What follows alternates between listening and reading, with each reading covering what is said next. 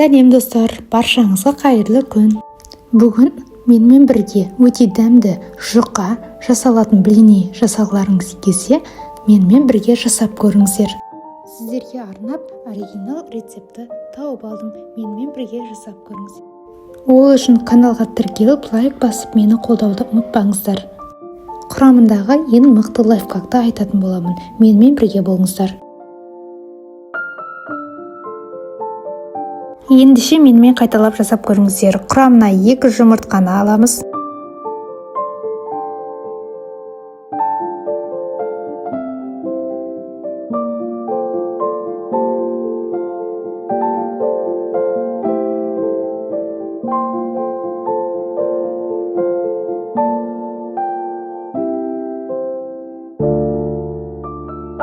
Үстіне 4 ас қасық шекер саламыз және жақсылап араластырамыз.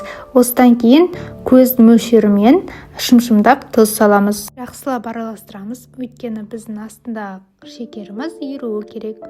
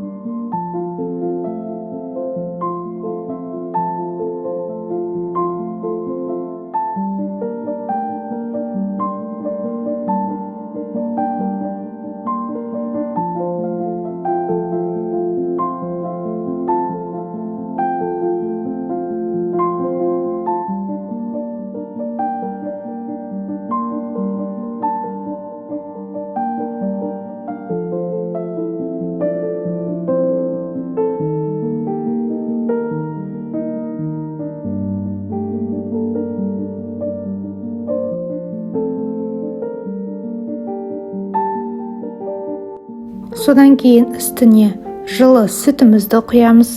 Бізде сүт өте ыстық емес, бөлме температурасындағы тұрған сүт. Және ең бастысы сүтіміз салқын болмауы керек. Содан кейін үстіне 4 ас қасық сұйылмайды құямыз. Жақсылап араластырамыз.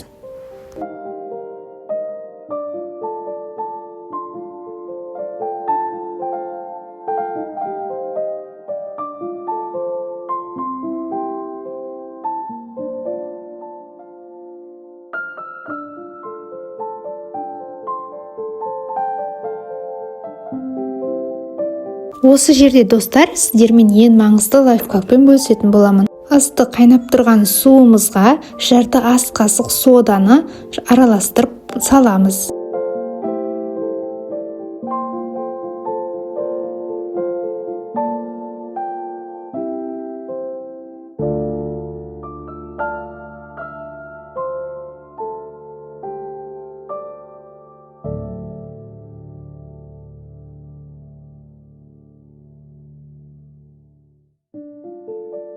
Үстіне 1 стақан илектен өткізілген ұнымызды салып, жақсылап араластырамыз.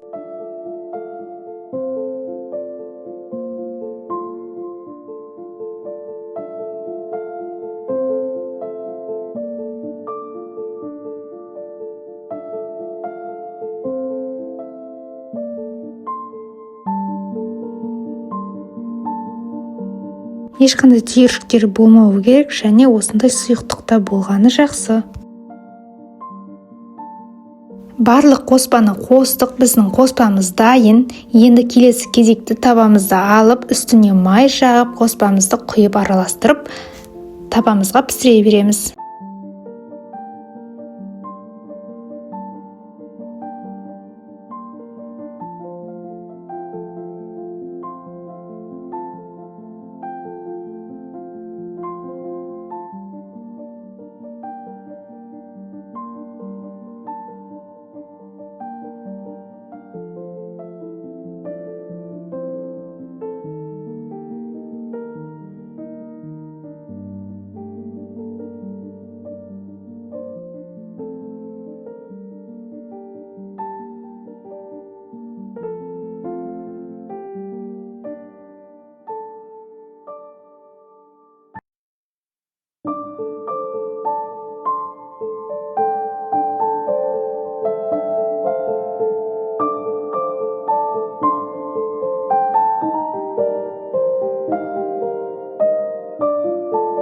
Көріп тұрғандарыңыздай блинилар теп-тегіс болып, бір майлағаннан өте жақсы болып көтеріліп шықты.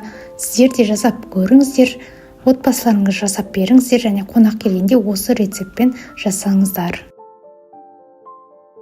Қолдауларыңызға рахмет. Менімен бірге болып, лайк басып, комментарий жазып, достарыңызға жіберуді ұмытпаңыздар. Ас болсын.